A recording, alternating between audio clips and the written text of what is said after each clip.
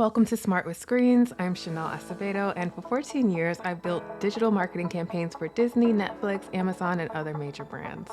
My job was to get you to click, scroll, and engage. Now I teach families in schools across New York City how these systems actually work, the algorithms, the tricks, the psychology behind the screens. I'm Chanel Acevedo, and let's get smart with screens. I need to tell you something that has been showing up in every school that I work with right now. Principals keep saying, we have a discipline problem. Kids are fighting more. There's more drama, more referrals, more tension in the hallways. And I keep saying, you don't have a discipline problem. You have a digital skills gap. Because here's what's actually happening. The conflict you're seeing in the classroom didn't start in the classroom. It started the night before on the phones. An argument at 9:30 p.m. walks into first period at 8 a.m. There's no cool down period, no separation, no reset. And schools are trying to manage in-person conflict that started in digital spaces without ever addressing what happened online. Today, I'm breaking down 3 digital behaviors that are driving classroom conflict right now.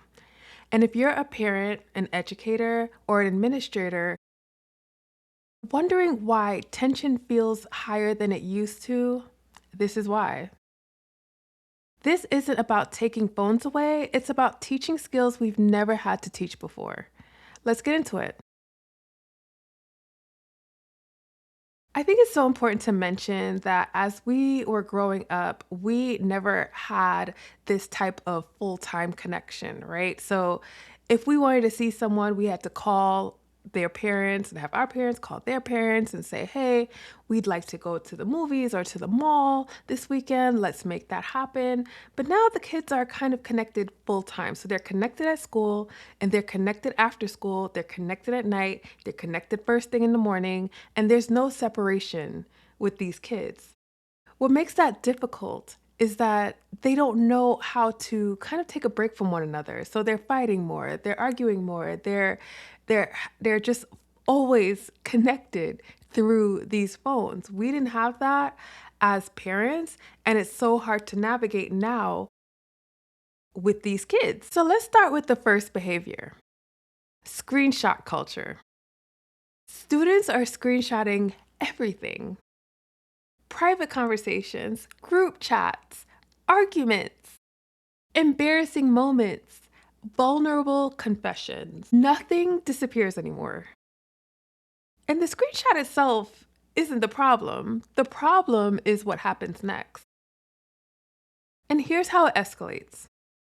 A student has a private conversation with a friend. Maybe they're venting, maybe they're working through something, maybe they said something that they shouldn't have, but in a context where they thought it was safe. Someone screenshots it. That screenshot gets forwarded to a group chat. Context disappears. Tone gets misread. And what was private now becomes public in seconds. By the time that student walks into school the next morning, 20 people have seen it. People are picking sides. Rumors are spreading. And now there's a confrontation happening in the hallway before homeroom even starts. Students weaponize visibility. They don't understand what they're doing. They just understand that screenshots are social currency. Screenshots give you power. Screenshots prove you were right. Screenshots become evidence in the court of teenage social dynamics. So what's missing? Digital ethics, permanence awareness, and understanding that digital actions create traceable records with long-term consequences. Most students have never been taught that taking someone's private words and making them public is such a violation. Screenshots remove context and they change meaning. What you share digitally can follow someone for years. You are creating a permanent record of someone's worst moment. When students are taught that online behavior leaves a long-term footprint, not in a scary, this will ruin your life way, but in a this is how digital permanence actually works way. Escalation decreases, not because they're afraid, because they understand the stakes.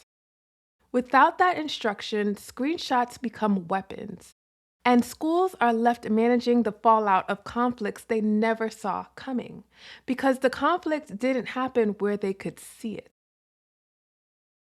For parents listening, ask your kid, have you ever screenshotted a conversation and shared it with someone? Don't make it a big deal, just be curious about it. Because most kids don't think that it's harmful, they think of it as normal, just as proof. As receipt. They need to be taught that it's actually a violation of trust and privacy. And that lesson needs to come from us. The second behavior fueling conflict is algorithm amplification. Students believe what they see most. Remember a few episodes ago, we talked about how social media algorithms work and how they're designed to show you content that gets engagement and not content that is healthy or true? Well, here's how that shows up in schools. If a student's feed pushes drama, appearance pressure, aggressive humor, misinformation, that's a big one, or outrage, they start to internalize all of that junk as normal. Algorithms don't show what's healthy, they show what's engaging. And outrage spreads faster than calm. Conflict spreads faster than nuance. Extreme opinions rise to the top. So if a kid scrolling TikTok sees 10 videos of people getting into public arguments, 15 videos of mocking someone's appearance, 20 videos promoting aggressive clapback culture, and their brain starts to think, this is how people communicate. This is what's cool. This is what gets respect. Most schools never explain how algorithms shape perception. Students don't understand why certain content keeps repeating in their feed, why extreme opinions dominate their feed, how engagement trains the algorithm, how outrage gets amplified. So they treat the feed as reality. If everyone on their For You page is posting drama, they think drama is normal. If everyone is being aggressive, they think aggression is how you handle conflict. If everyone is focused on appearance and status, they think that is what matters. And then they bring that behavioral model into school. When students learn how amplification works, when they understand that, oh, TikTok is showing me this because it gets engagement, not because it's real life, something shifts. They regain cognitive control. They pause. They question. They stop treating the feed as a mirror of reality. This is media literacy. It's teaching kids. Your algorithm is not showing you the world as it is. It's showing you what keeps you watching. And once they understand that, they can make different choices about what they consume and what they model. For educators, you don't need to be a tech expert to teach this. You just need to ask, what are you seeing a lot of on your feed right now? Why do you think the app is showing you that? That one question, why is the app showing you this, starts to build critical thinking. Because right now, kids are absorbing algorithmic content without any filter, without any awareness that is curated, without any understanding that what they see most isn't what's most true. And that lack of awareness is shaping how they show up in your classrooms. The third behavior is boundary collapse, and I talked about this a little bit earlier. Students no longer separate school life, home life, social life, online life. Everything bleeds together. There used to be natural breaks. You had a fight with a friend at school. You went home. You cooled off. You came back the next day. Maybe it worked it out. Not anymore. Now the fight continues in the group chat. It moves over to Instagram DMs. It spills into TikTok comment sections. It's happening at midnight when emotions are high and judgment is low. There is no adult intervention, no mediation, no one saying, hey, maybe take a break, talk about this tomorrow.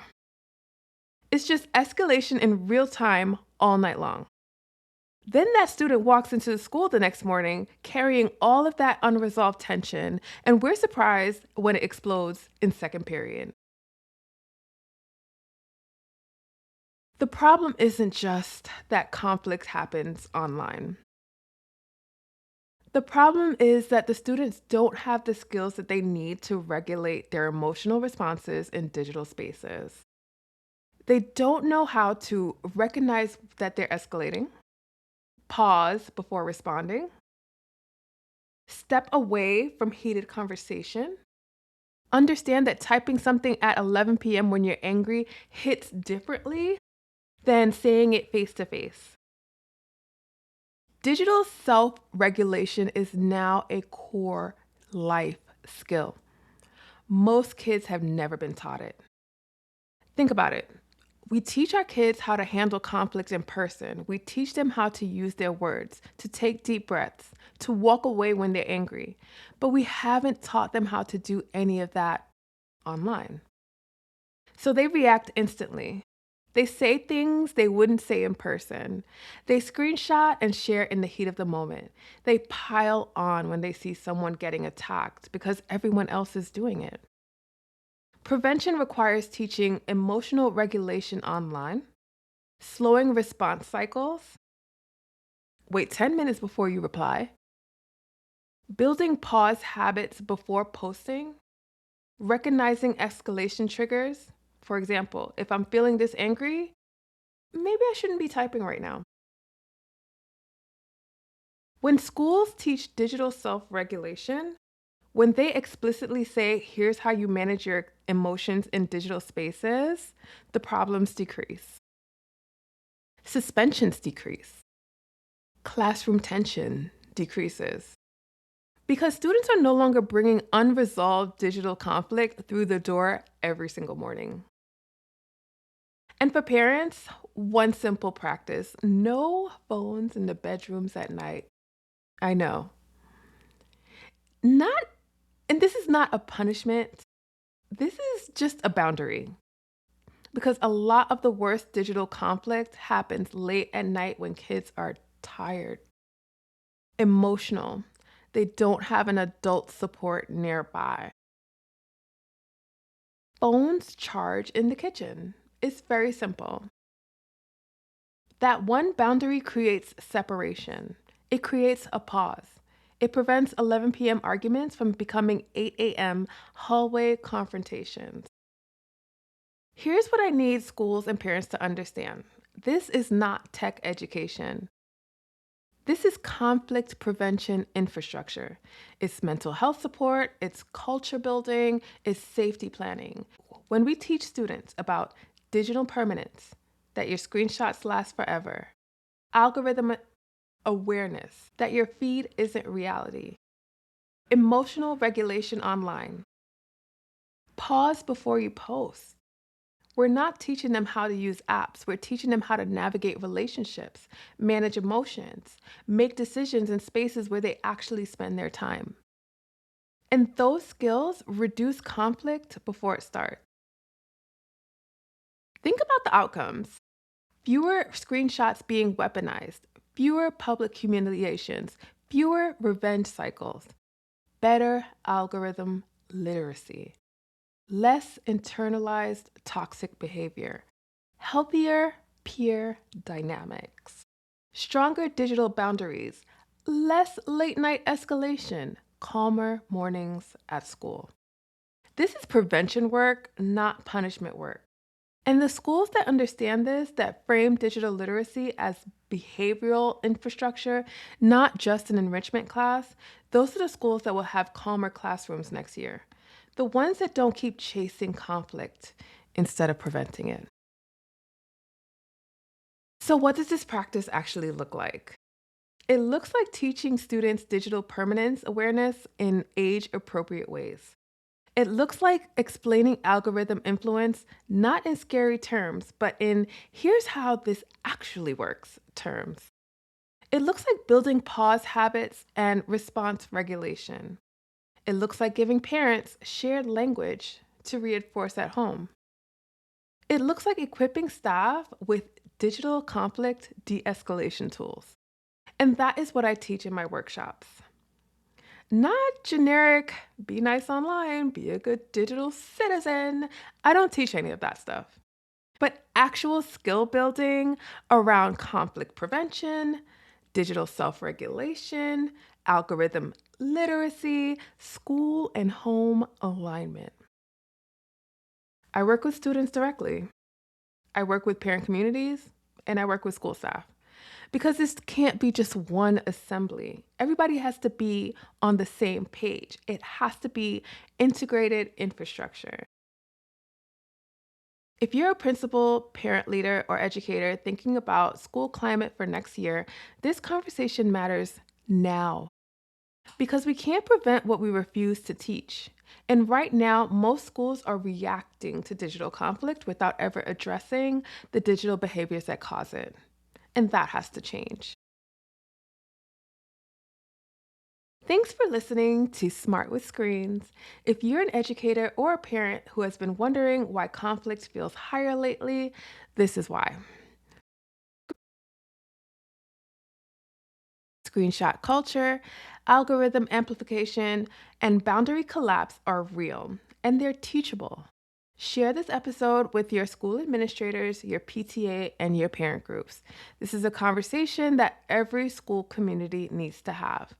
If you're in NYC and want to bring digital behavior infrastructure workshops to your school, library, or parent community, please reach out. I have programs that are available for students, parents, and educators, both virtually and in person. I'm Chanel Acevedo, and until next time, let's stay smart with screens and teach the skills that prevent conflicts before it starts.